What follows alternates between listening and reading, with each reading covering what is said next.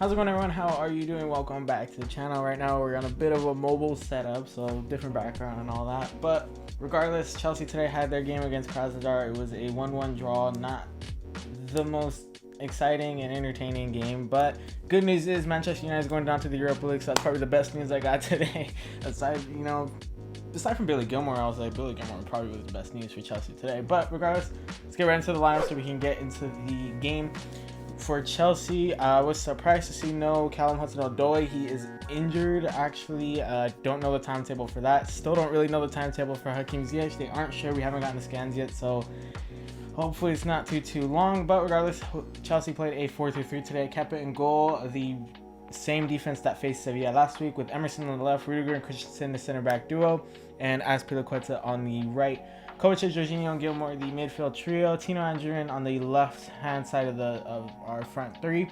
Tammy Abraham up top, and Kai Havertz on the right. Our bench included Giroud, Werner, and Conte, who made appearances. Caballero, Alonso, Zuma, James, Chilwell, Pulisic, Mount, Tomori, and Ziger. Thiago Silva and someone else was not included on the bench. They were giving a well-deserved rest. But for Krasnodar, they played a 4-2-3-1, their usual 4-2-3-1 is the formation they play all the time. They had Gorodov in goal because Safonov was injured. I believe Safonov was, like 20 or something like that. Their young keeper, he was injured, so Gorodov had to start. He did make one excellent save in the game in the second half. But moving on to their defense, Ramirez on the left, Kyle and Martinovic, the center back duo. On the right, Smolnikov. For their holding midfielders, Vilhena and Olsen. On the left of their attacking mids, Klaassen. Down the middle, Cabella. On the right, Wanderson. And up top, Berg. For their subs, they had Sorokiv, Suleimanov, Kambalov, and Markov, who all made appearances. I think Chernov also made an appearance. Petrov, Sinitsyn, Utkin, and Chernikov rounded out their bench there. But heading to the first half immediately, honestly, Chelsea looked much livelier to start the game. Krasnodar were moving as one up and down the pitch, especially on the counter. However, in the first 10 minutes or so, Chelsea did look a lot better. They sort of pushed Krasnodar back a lot. However, like I mentioned, I did feel the threat from Krasnodar on the counter immediately, and I did take note of that. That Chelsea needed to be wary of how quickly they can get up and down the field and hit us hard. But it wasn't a big deal in the first 10 minutes or so. Chelsea had really good control, with Krasnodar looking a bit sluggish. They made a couple mistakes in the back where they were just holding on to the ball for just a little too long. And although we had a good high press going against Krasnodar, they were really carving us on the counters, while their defense was doing just enough to keep Chelsea at bay. So like I said, we were pressing them high, we were doing well, but Krasnodar, whenever they just countered, they were just carving our defense, carving through our midfield, and just getting through. They just weren't getting that final ball, and we weren't doing ourselves any favor with how slow we were getting up front. You know, from front to back, the pace at which we go from front to back is just too slow. It's just way too slow, and this was honestly a theme throughout the game. Then in the 24th minute, Krasnodar hit us quick on the counter, which ended with a Cabella shot on the left-hand side of the goal. Whether Kepa could have done better or not is up for debate, in my opinion. It's you could say the defender's in front of him blocking his vision, so it's a little tough for him to get down quicker because he doesn't exactly know where the ball is going. Fair enough. You know, it's not entirely his fault anyways. The shot never should have happened. The counter shouldn't have happened, you know, but up until that point, up until the 24th minute, honestly, Krasnodar felt a lot more dangerous from open field play than Chelsea. They looked more likely to score between the two teams in the first 24 minutes up until the goal. And then Chelsea, you know, got their press going again. This time, though, it paid off because about 3 minutes later, Chelsea in control of the game, Abraham was taken down in the box, and we were awarded a penalty, and Jorginho coolly slotted it away in the bottom right-hand corner. From that point on, from when we scored on in the first half, Chelsea just completely controlled the game. We controlled possession, everything. We were all over Krasnodar.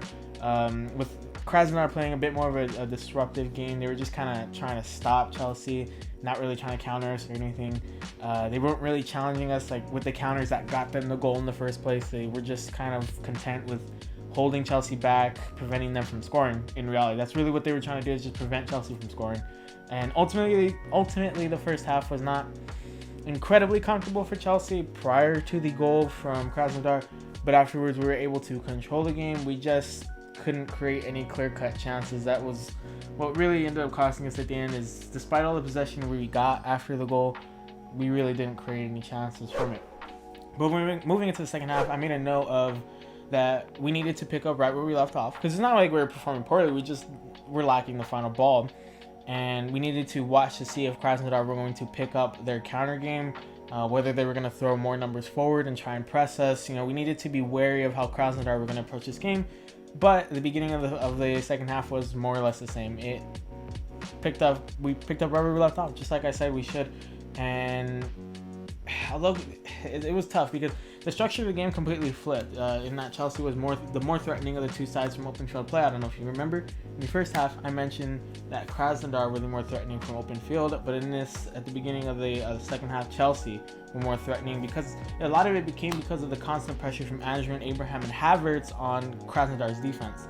The three of them were doing really well to press their defense and cause mistakes and disrupt them. And Krasnodar had the capability of hitting us on the break, but they just refused to push numbers up, and then they lacked the final ball as well as us. They had the capability of countering, they just weren't. When they did get forward though, this same defense played against Sevilla, and we did really get well against them. But then against, Krasnodar, whenever Krasnodar decided to press in the second half, they just were shaky, especially in the first half though. The first half we were getting carved, like I said, on the counter. The second half though, it still didn't really change. We didn't look nearly as stout as we did against Sevilla. This is the same defense that shut them out en route to a 4-0 win, so I mean, I did say in that game, to be fair, if Sevilla weren't so wasteful, then our defense may not have looked so good, but regardless, they held the clean sheet. So they just did not look too good in this game. We lacked a lot of the reason why we just struggled so much on offense is we still have an issue with the speed of our attacks, albeit this was a rotated side, but it's an issue that's persisted throughout the entire season, not just with the players that were on the pitch today, but all of them across the board. And we've struggled with slow starts because we're just too slow when we press up. By the time we press up, their defense gets settled. We try to switch to the other side. By the time we get there, the defense is settled, and it's just rinse and repeat until maybe we get a counter. And that's just something that needs to get fixed, because it's going to cost us in games against teams that aren't going to get off to a slow start. Like Liverpool. Liverpool aren't a team that get off to slow starts very often. So we need to be able to pick it up, especially going into the round of 16. We're going to be playing some tough sides. So we got to try and fix that these next couple months. But in the 66th minute, this was honestly the best chance for Chelsea throughout the entire game.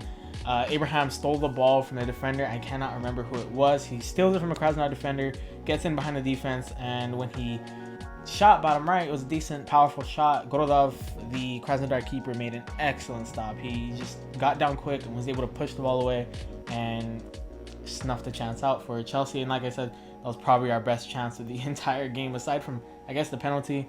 But from open field play, that was probably the best chance we had. From that point until about the 75th minute, there really wasn't much action. It was like a solid 10 minutes there where there was not a whole lot going on, up until Havertz had a chance on a through ball, but he just couldn't do anything with it. Speaking on Havertz real quick, he has been struggling ever since he recovered from COVID. I know he experienced symptoms a lot worse than some other players. He just seems off. It just barely. I'm sure he'll get back up to form, but in this game too, it's just his passes are just a little too far ahead, a little too far behind. His shots, his touches, just a little.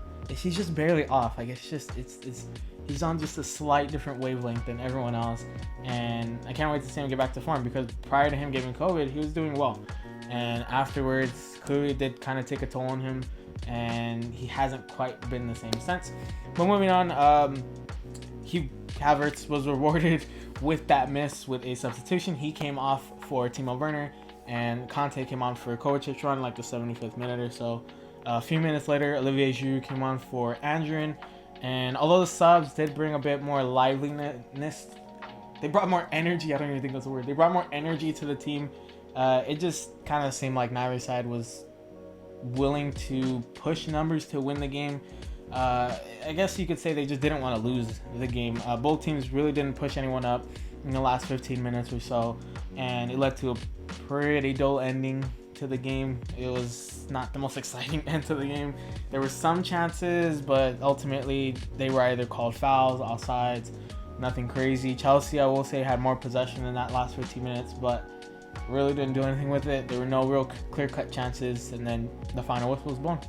The final whistle was blown, and that was that. Game ends 1-0. Not the most exciting second half, more so. First half was a little more exciting, but the second, not so much. But before I get into my overall review, some interesting facts here. The last 4 Champions League campaigns for Chelsea have all ended at Stamford Bridge at home. Hopefully it doesn't happen again this year, although it's becoming a bit of a tradition, which is not a good thing. We've only lost our final group game once in our last 13 Champions League campaigns, which I thought was pretty good, especially if, we need to come up clutch in the last game of the season. That's a pretty good record. Krasnodar are still undefeated in England, with their only other game coming as Everton in the Europa League with a 1-0 win in the 2014-2015 season. So they haven't lost in England. It's a good record to have. But overall in this game, obviously it was a game with no real meaning behind it. We were guaranteed first, Krasnodar guaranteed third. We both knew our places.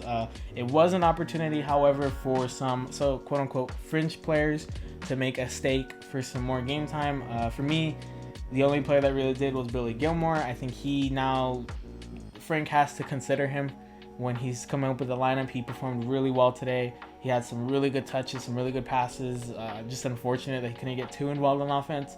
He couldn't create too many chances up there, but definitely has staked a claim to get some kind of a shot with the first team in some of our upcoming matches. It wasn't a poor performance from all the other players. It's just that Gilmour stood out the most. Like I said, this wasn't the most exciting game. It was a decent performance nonetheless from a good, from our rotated side, showing the depth we have obviously still in our squad, especially with these upcoming games. We have Everton at Goodison to look forward to next, so hopefully our players will be well rested and ready to go, especially with the quick turnaround with Wolves. But I think it's good to see that the rotated sides are doing well, and that they're capable of coming in and just slotting into the team. That, like I said, it goes to show the depth that we have this season. But yeah, regardless, a good win. I mean, a good win. I wish it was a good draw nonetheless. Decent game. Like I said, the best news for Chelsea today was the fact that Manchester United are dropped to the Europa League. But with all that being said, guys, if you enjoyed the video, please hit like and subscribe. Go check out the socials in the description. Twitter is @BlueHermit1. Instagram is @BlueHermit_. Please share your socials with your friends, family, everybody know. People know Blue Hermit's where it's at. And I'll see you guys later. Bye.